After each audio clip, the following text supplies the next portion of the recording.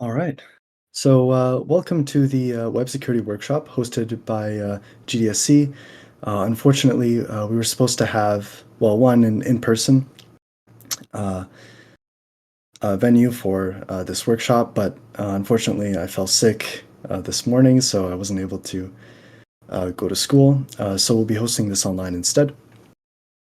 Um, Also, we were supposed to have another person with us today to help with like the presentation, but they were also unable to make it.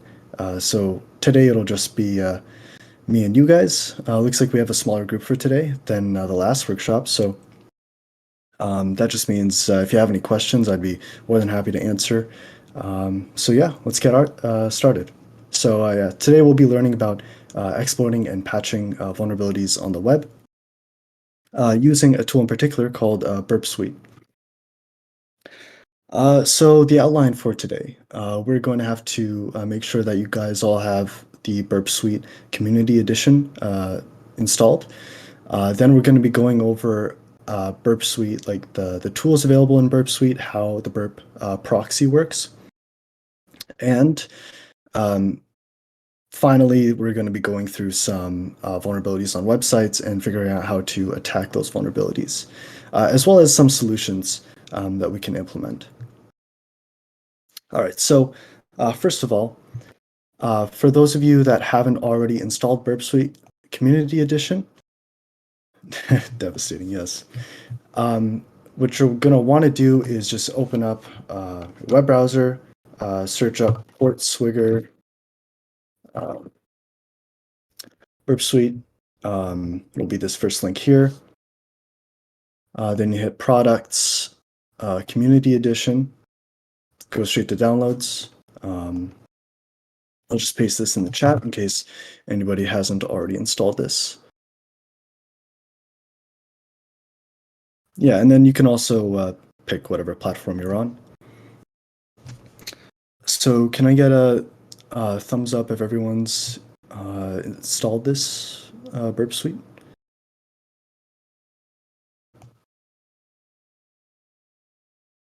All right, sweet.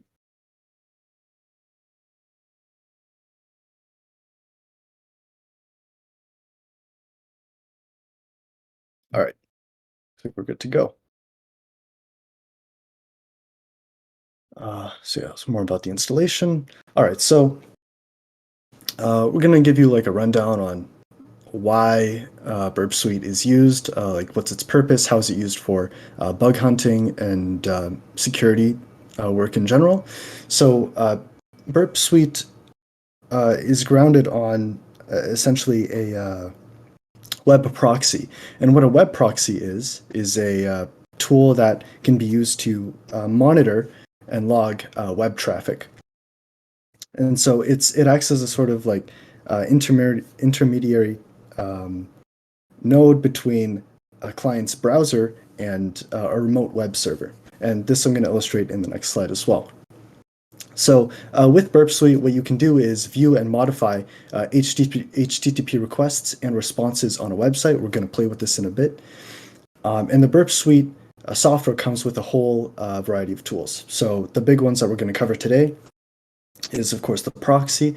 We're going to be going through traffic routed through the Burp proxy. We're also going to be intercepting and modifying some requests and maybe some responses as well.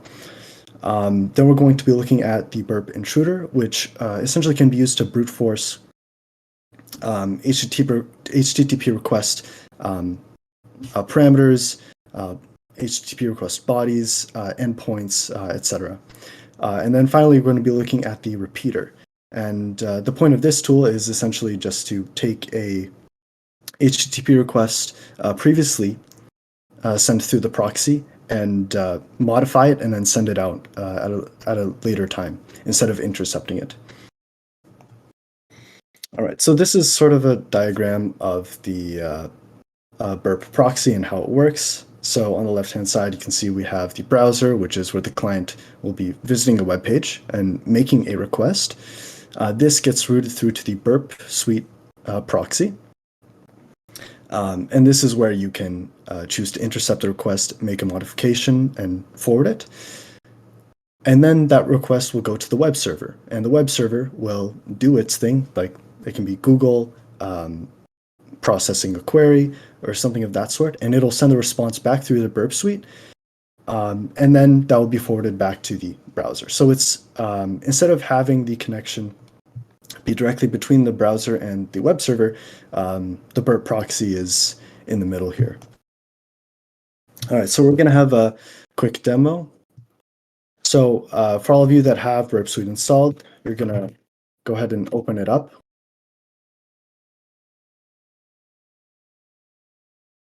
You're going to get a window like this. It's going to ask you to open a temporary project. I'm going to go slow here so everyone can follow along. You just hit next.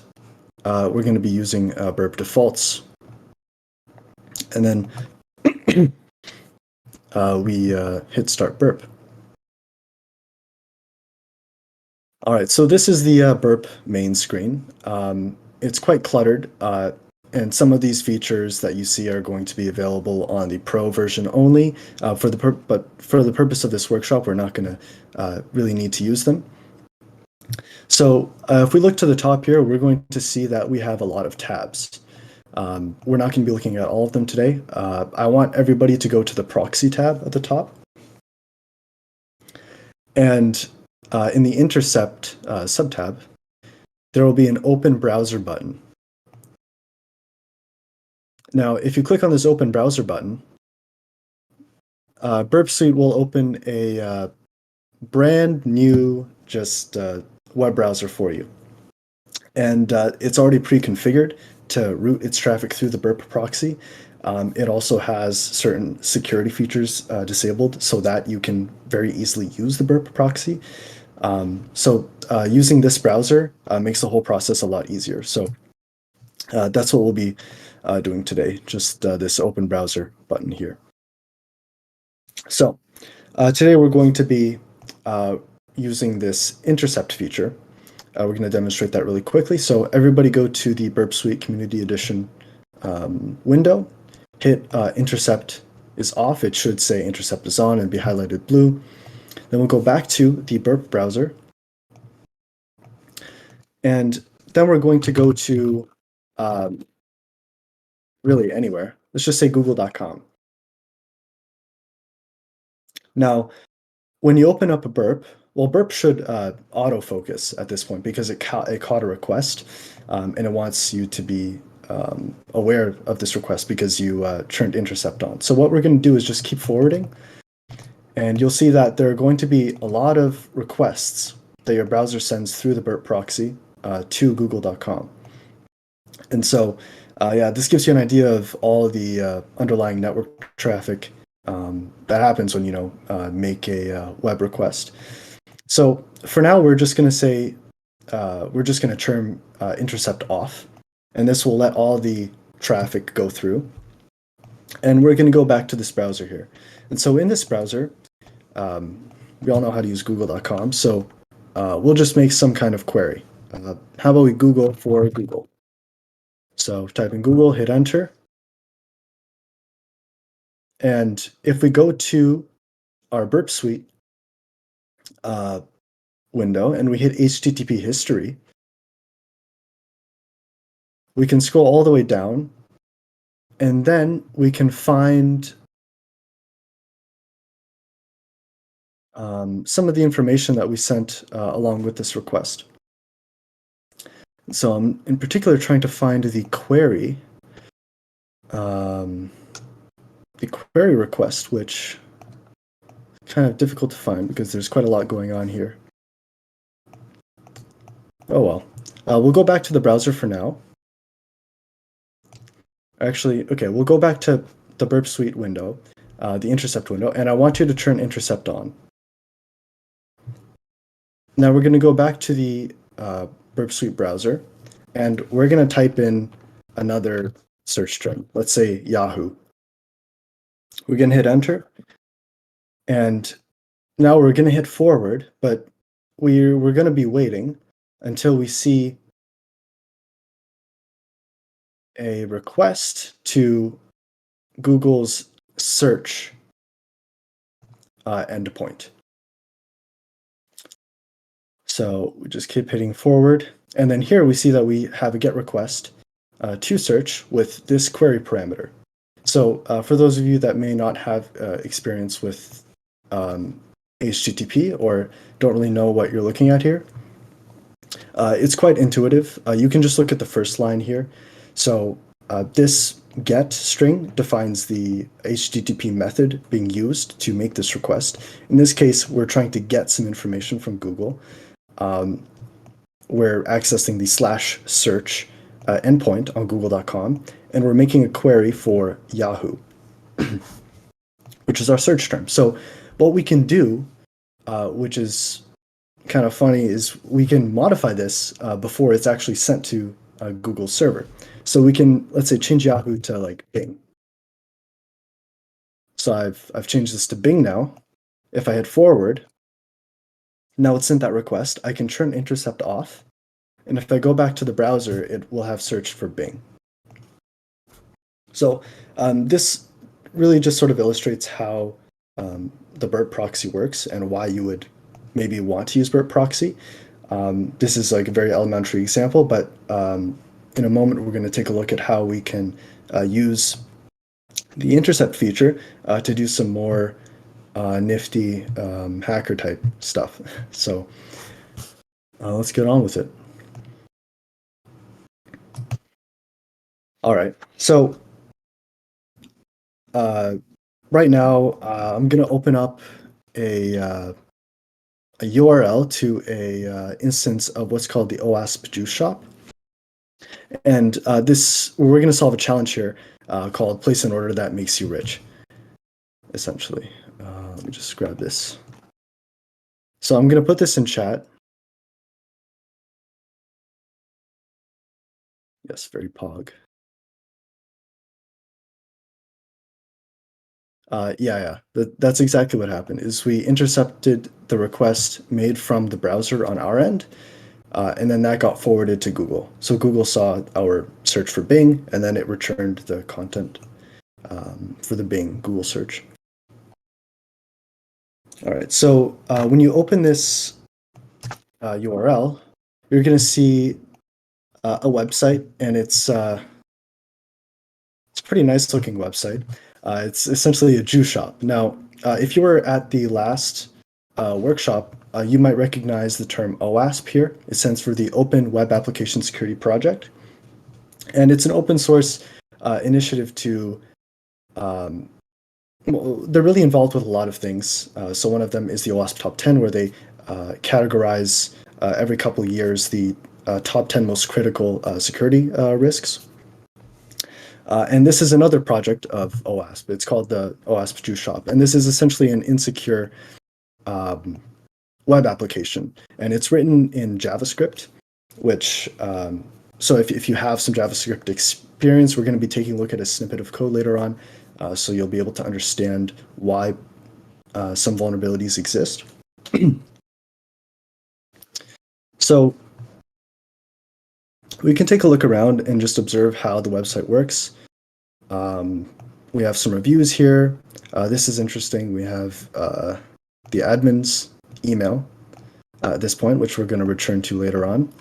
But if we go back to slides here, what we want to do is place an order for juice that makes us rich.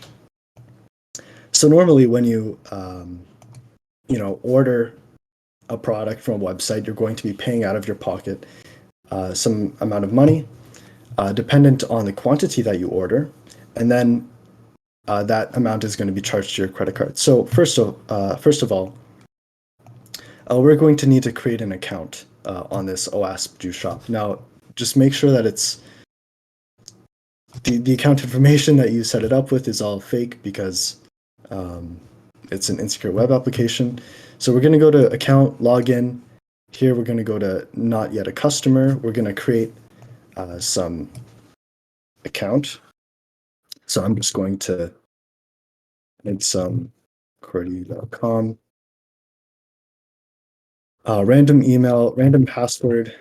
Just make sure it's not anything you actually use in real life. And register an account. So can you all access the website fine? Just want to make sure. All right. So once you've made an account, we're going to sign in with that uh, nonsense email and password. And we'll now have an account on this Juice Shop website. I'll just give it a minute for everyone to catch up.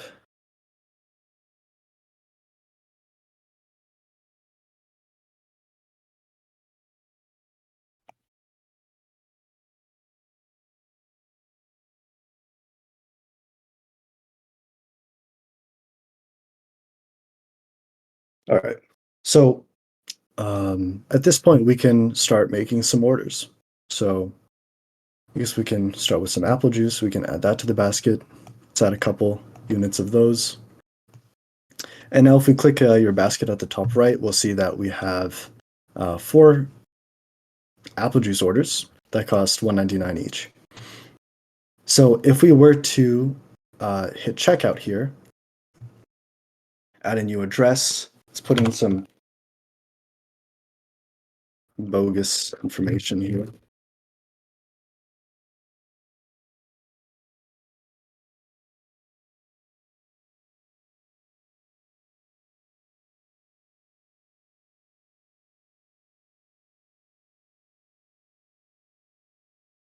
Okay, now we have some address, continue, standard delivery, and we'll see that at this point we'll have to pay some money in order to make this order. So now we're just going to go back here. We're not going to go through with that order. What we want to do now is we want to open up our Burp browser, and we're going to want to go to that URL that I gave you guys, the OWASP Juice Shop.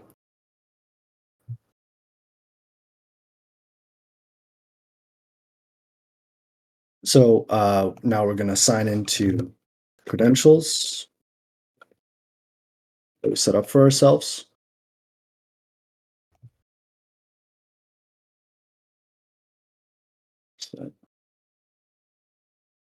And we're going to go to our basket here. So at this point, we can just remove all these items here because we're going to restart this process. Now, what I want everybody to do is enable intercept on Burp Suite, because what we're going to do is essentially add negative items of apple juice to our cart. And then that way, because of the logic on the back end, which we'll cover in a minute, we'll be able to have a negative balance and we'll get paid for essentially ordering some apple juice. So we'll hit add to basket. Intercept should be on. We'll hit forward. And at this point, we should see a post request to /API/basket items. And here we'll see in what's called the HTTP request body, we have this JSON object, which has a product ID, basket ID, and a quantity. And so this quantity is something that we want to pay attention to, because when we add an item to our cart, the cost or the price of our cart is going to be evaluated as the amount, the quantity of the goods that we want to purchase multiplied by their cost. So we can just be silly and put a -10 here under quantity. We can hit forward and then turn intercept off. And now if we go to our basket, we'll see that we have -10 items of apple juice, which is not supposed to happen. So if we continue here, and we see here that we have a total price that's negative. So we can hit checkout. We can select our address, random address, hit continue, and just keep going. And then at this point, we'll have this option to pay -$19.90. So we can just go ahead and click that. place your order, and then what's cool about OWASP Juice Shop is it keeps track of the challenges that you've solved, so you'll get like a cool confetti effect. And then here's your order summary, so you end up getting paid $19. So yeah, this kind of vulnerability wouldn't really exist in like a modern web store. So this is what happens when you go to backend. Yeah, that's true. So yeah, you definitely want to make sure that your quantity is over zero before you go through with the order in the backend. So let's go back to these slides. So yeah, that's it's a very elementary type of exploit where we can get paid or suck money from a web store because of a misconfiguration or just a bug on the backend. Now, what we're going to move on to next is something called SQL injection. So if you've attended our previous database workshop, I believe we covered a NoSQL database, MongoDB. So the way that differs from an SQL database is, first of all, the way that you query the database and also the structure of the database. We're not going to get too deep into it today, but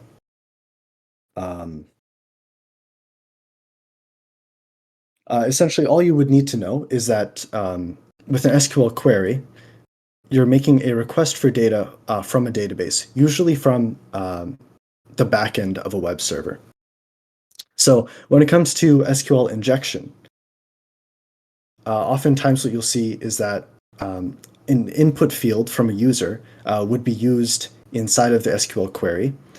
And if that input field is not validated or sanitized correctly, then that can result in an attacker being able to modify the request in any way that they want. And so they can dump the information from the database. They could completely wipe the database clean. In some cases, it's also possible to get a reverse shell, but it's not very common. And it really depends on the way that the database management system is configured. All right, so the next challenge is it's a SQL injection challenge, and what we're going to try to do is log in as the administrator user on this Juice Shop website. So before we do that, what I want to do is cover how an SQL query might look like. So here we have a sample query. And so if this looks familiar to you, that's great. If not, it's honestly also just very intuitive.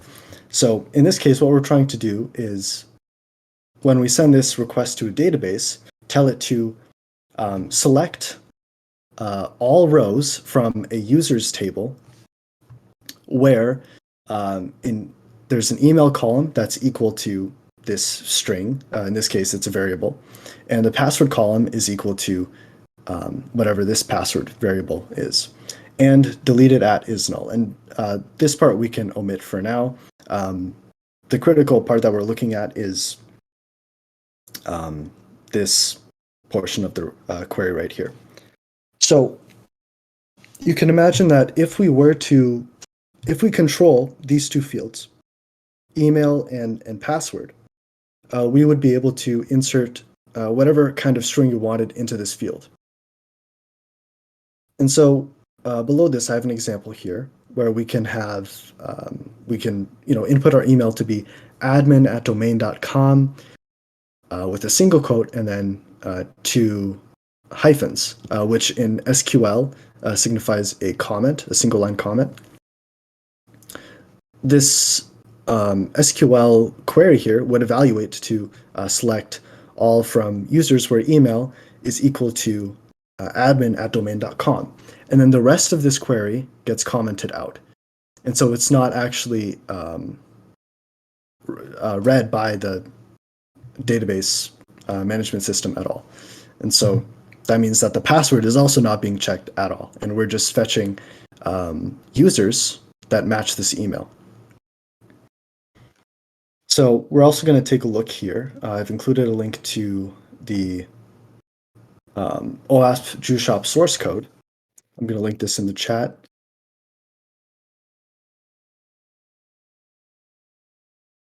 And for those of you that are familiar with JavaScript, this is right down your alley. If you scroll down a bit on this login.ts file, you'll see that on line 36, we have a call to query, to make a query to a database. And we have this query string, which contains some JavaScript format strings, which we actually control as a user. And so I actually took this example here directly from the source code.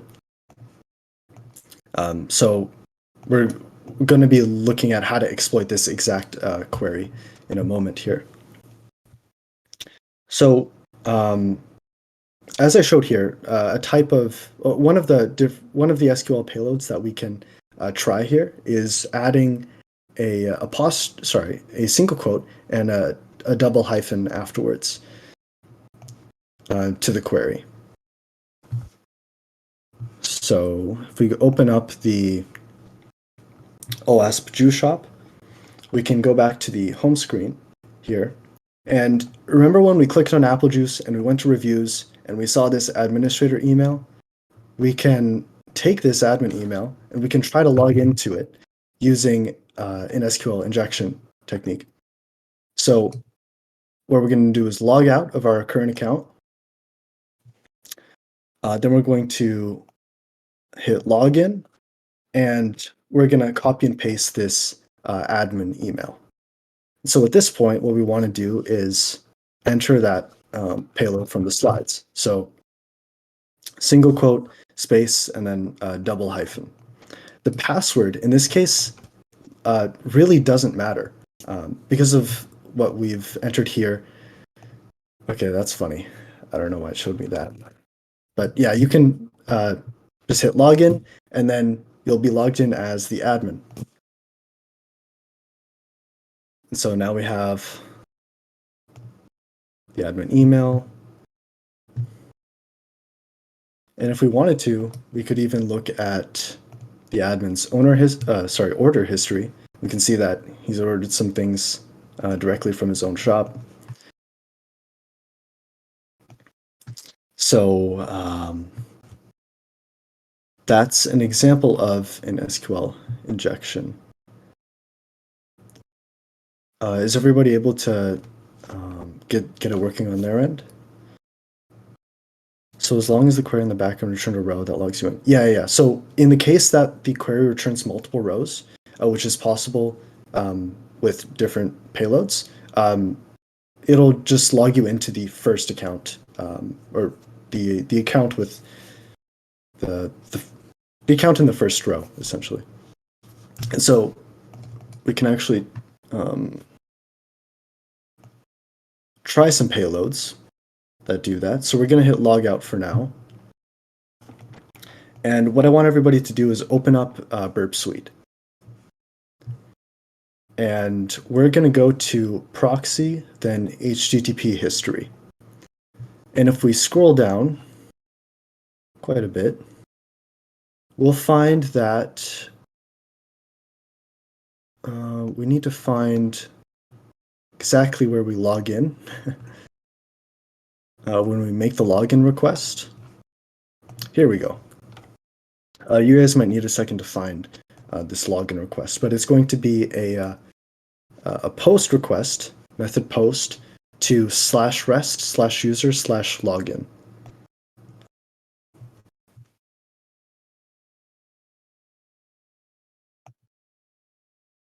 So once you've found this, I'll give everyone a moment to find it.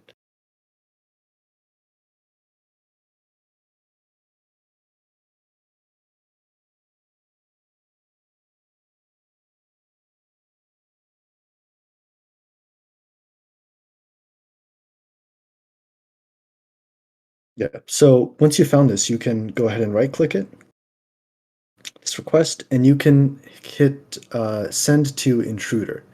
And so we're going to go over a bit about what the intruder tool in Burp Suite does for you.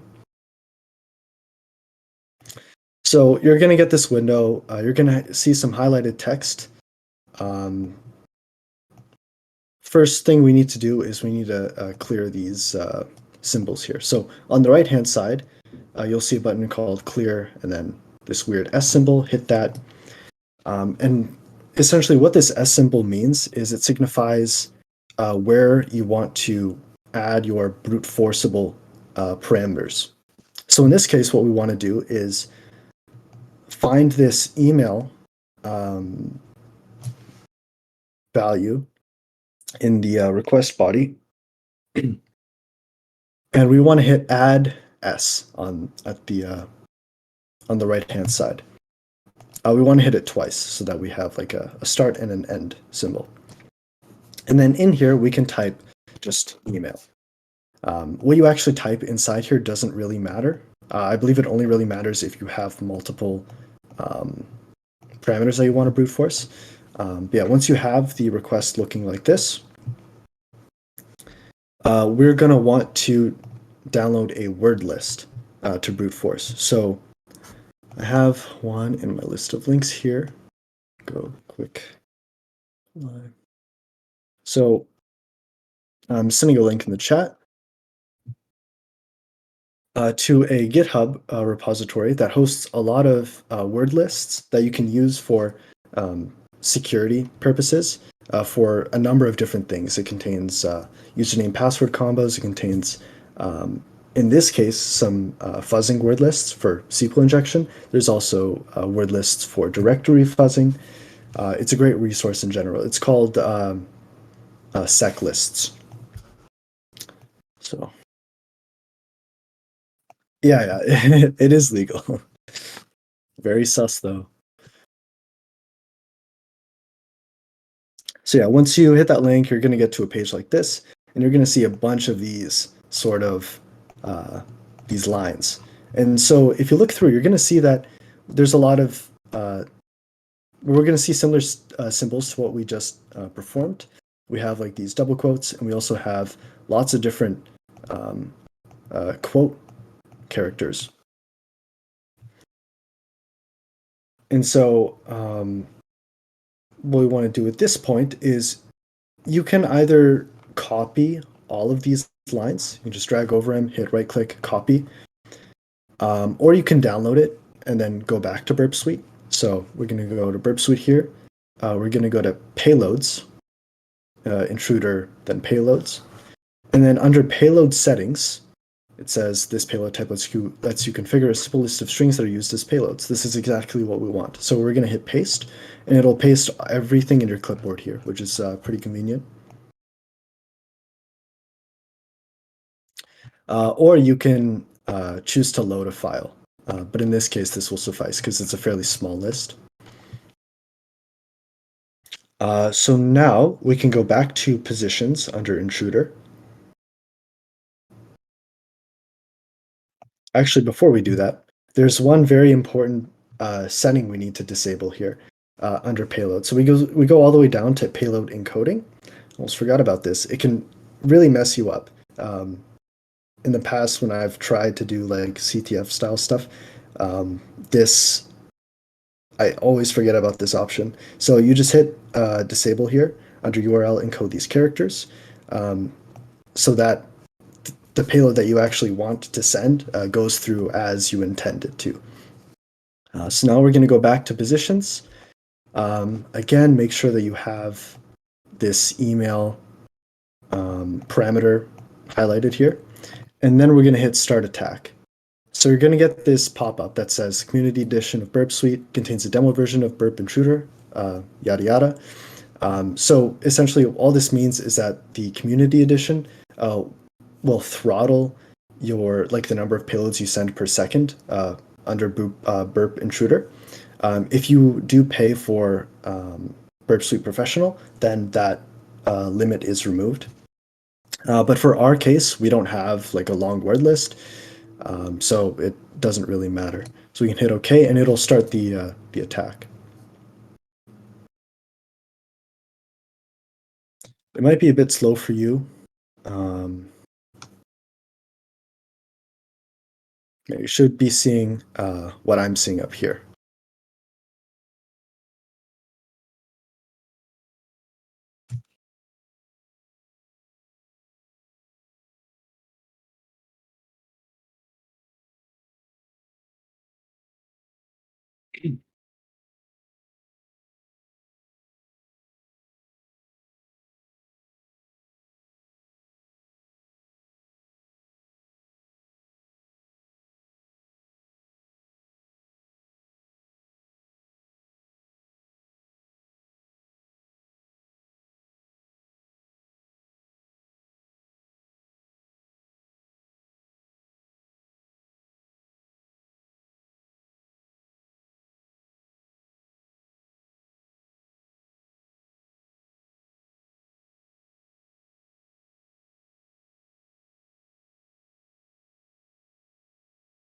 All right, so mine has finished.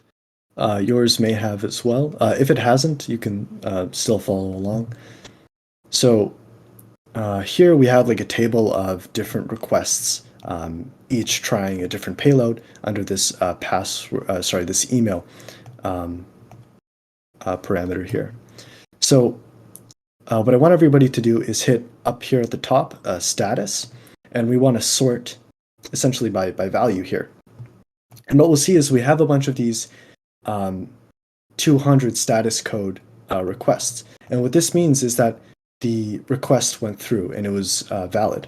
Whereas if you go to these other requests like 401 and you hit response, it'll tell you that this was an invalid email or password.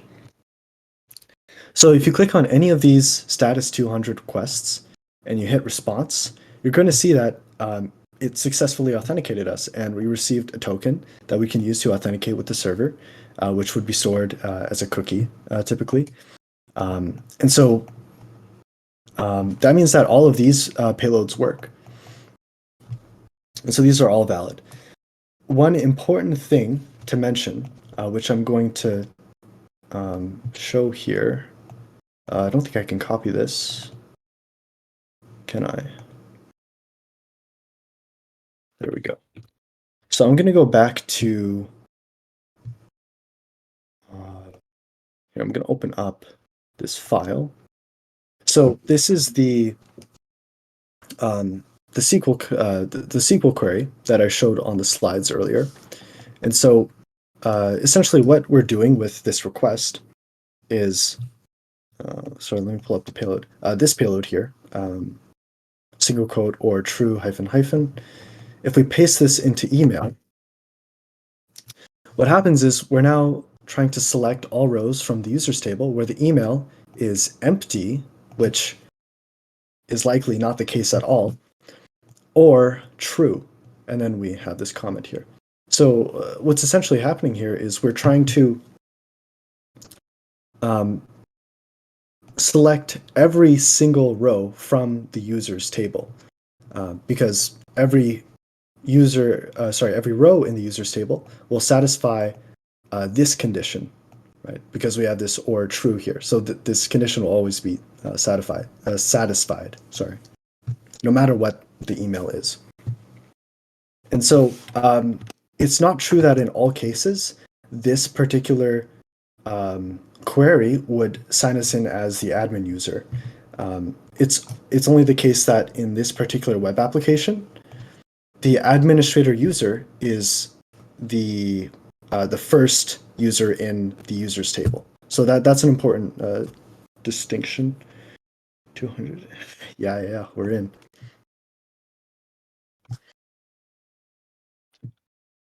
All right, so yeah, we can demonstrate that here. So in this case, we don't really even need to enter a valid email. We can just type in pseudocode or true hyphen hyphen. The password can be anything, right? And then we can just hit enter, and we'll be signed in as the admin user without ever really even needing to know the admin password. But it could have also been the case that the first user in the row wasn't admin. It could have been, any other user on the website.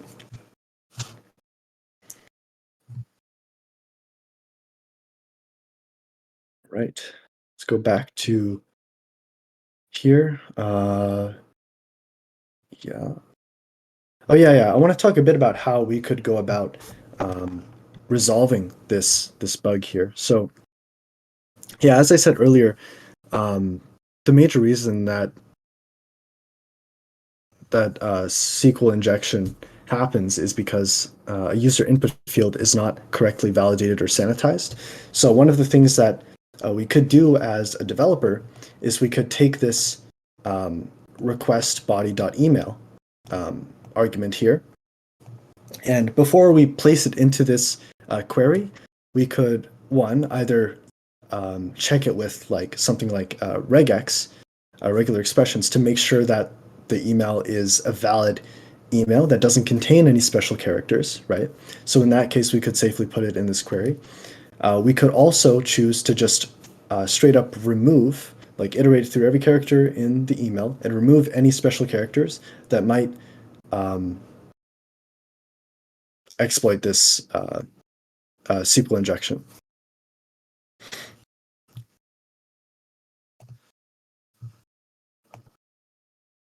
Regex, yes. All right, so next what we're going to do is another challenge on Juice Shop, and it's called accessing the administration section. And so the main goal of this challenge is to find the URL to the administration section. This challenge in particular isn't very technical or difficult. It just involves really just browsing some JavaScript on the website. So if we open up the Juice Shop webpage, we right-click and we hit Inspect. We get a bunch of HTML here. We're not interested in this. We want to go to the Sources tab. And we want to hit main.js on the left-hand side here under Page. So once we're here, we'll see that we have a bunch of, it seems like obfuscated code or something. There's a lot of weird characters here. But what's important to note is that the Juice Shop website uses a JavaScript framework called Angular to display the front end of the website, but the back end is written in Node.js. So the purpose of this code is to handle some of the UI.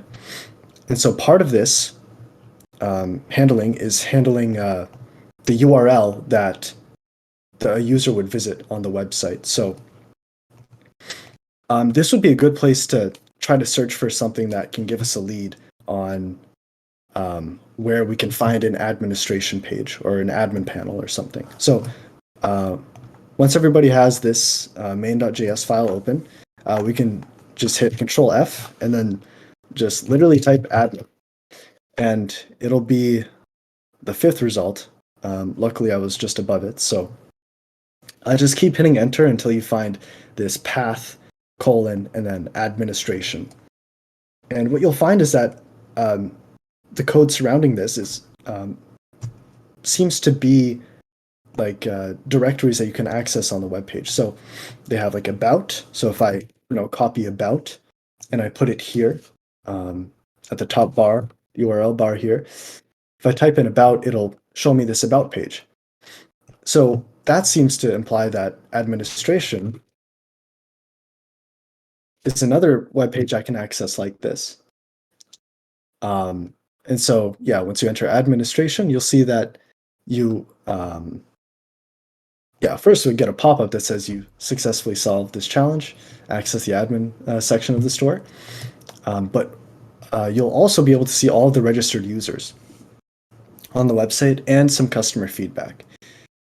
So yeah, once you have access to this, you could, even if you wanted to, go ahead and just delete all of the customer feedback, which is another challenge on the Juice Shop website, which just requires you to have access to this admin panel. But what's the interesting part about this challenge is that you can actually view some information about these registered users, right? So if I click here on this eye icon, the admin is user number 1, right? And so it has this email. It shows you the timestamp that it was created at and updated at. You can click on these other users, and you'll get this information as well.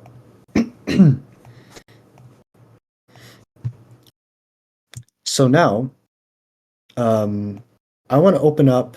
Oh yeah, by the way, we can close this intruder window. We don't need this anymore. We can discard that. We want to go to the proxy panel of Burp Suite. And we want to scroll all the way down. And what we'll see here is that there should be a request, a GET request to this endpoint, rest/user/authentication details, which sounds pretty interesting. So if we take a look at this, what we'll see is that in the response, we have some information about the user that we're logged in as. So the admin user has an ID of 1. It has this email. The password is obfuscated, so unfortunately we can't determine what that is from this alone. And it has this role is admin. This is really interesting. And this is something that we're going to take a look at in the next challenge here, which is to register an admin account. And so the purpose of this challenge is really just to find the parameter required to register an admin account and to craft a special registration request with this parameter. And so that's how we're going to go about solving this. So right away, this role :admin bit of JSON here looks very interesting. And if we scroll down more, we'll see that we actually have information on every user on the website. And so we have Jim at Juice Shop, we have Bender at Juice Shop, and these guys are customers. And this is a role that's defined for them clearly. So, and then there's Bjorn Kiminich, which I believe is a developer on OWASP Juice Shop, and he has an admin role as well. There's a deluxe role here, which is for subscribing customers, another admin, etc. So what we want to do is figure out, is there a way that we can make this role parameter under a new user admin? Can we force it that way somehow? So if we go through the OWASP Juice Shop and we sign out of our admin account currently, we'll go to account, log in, hit not yet a customer, and we'll just create another user registration account. But what we want to do is we want to intercept that request. So just enter all the details for your new user. And then, yeah, again, bogus information, because this website is not secure at all. And then I'm going to turn on intercept, and we're going to hit register. And so Burp Suite gets the focus, and it tells us, okay, we're making a request a post request to the API/users endpoint, and we're submitting this email, this password, this repeat password, and all this information. Now, something important to note is that we can cross-reference some of these parameters with what we have on this authentication details HTTP call. And so if we go to, intercept, we have here an email, and there's an email here as well. Some of these other parameters don't line up exactly. Like, for instance, the password is there. It doesn't really show us what the password is, but it exists as a field here. So something that the application might do with this information is copy all of these fields directly into its database, meaning that we could potentially try to manually insert our role in this request that we're trying to intercept, if that makes sense. So we can just go ahead and give that a shot. So when you're intercepting, you can also just edit whatever data you want. So, oops, I'm just going to add this role, and then I'm going to make myself an admin user. And so this is what that's going to look like. By the way, is my screen clear? Because I don't believe I was sharing my screen with the text clarity setting. Just want to make sure. All right. Okay, I don't think I can zoom in, but yeah, I'll paste this in chat in case. So yeah, you want to add this role admin line to the JSON, and then you want to hit forward, and then you want to turn off intercept because the request has already been sent. So now we can sign in with those credentials. So we can say we are, these were my credentials. If we log in, and then go here,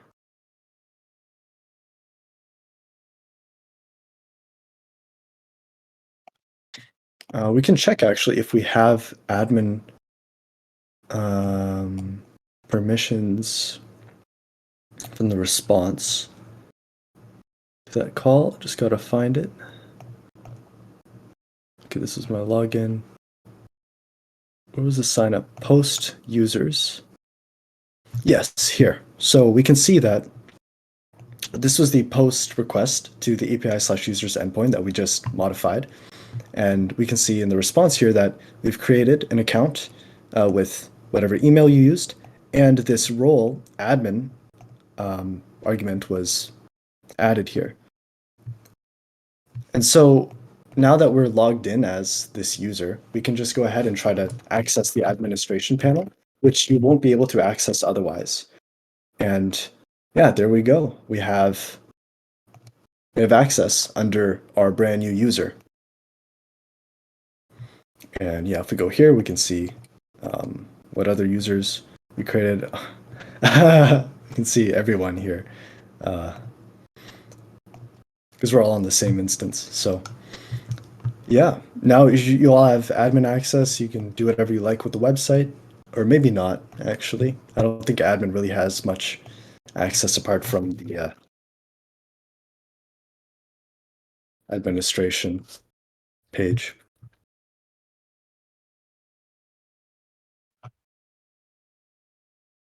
All right, so that's that challenge done with. And with that, that will conclude the workshop for today. I hope that you guys all learned something new. I'm going to stick around to answer any questions.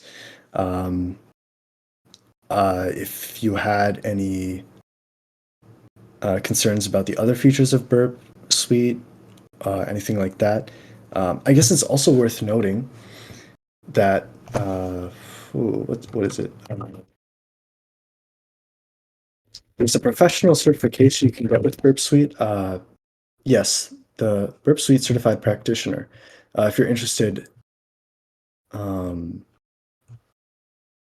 this certification, you can go ahead and learn a bit more about that on portswigger.net. I believe that I think they also teach a course for the exam. So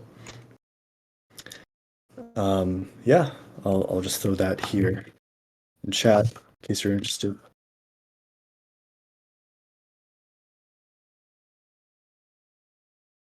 Yeah.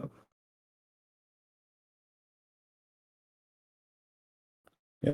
And I'll leave the website up for, I don't know, a day or so. So if you're interested, you can just keep trying to, solve some more challenges. Actually, I can give you guys a listing of the challenges here.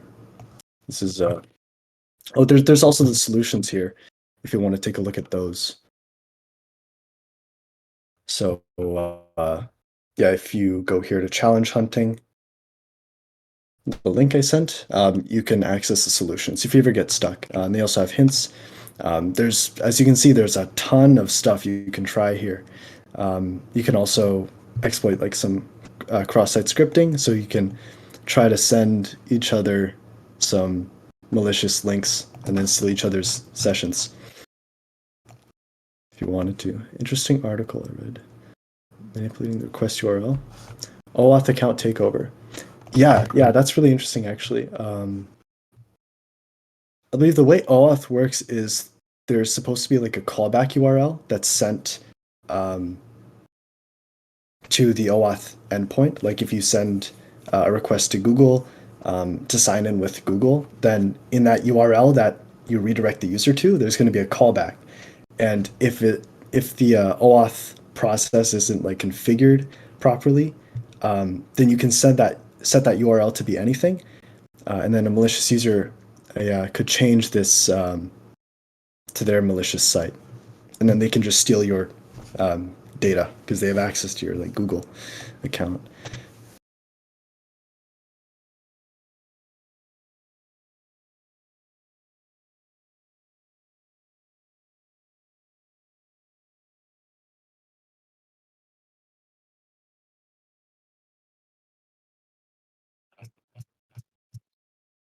All right,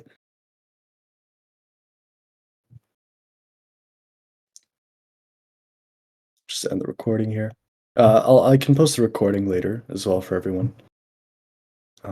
So yeah, for now that'll be all. Thank you guys for attending the workshop. It was fun. I hope you learned something. And yeah, thank you, Shub.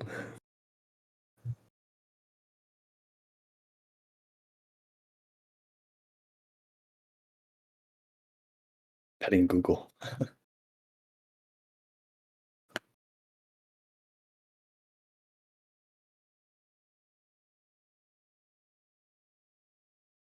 Yes, very cool.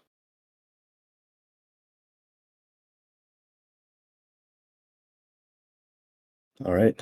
See you, everyone.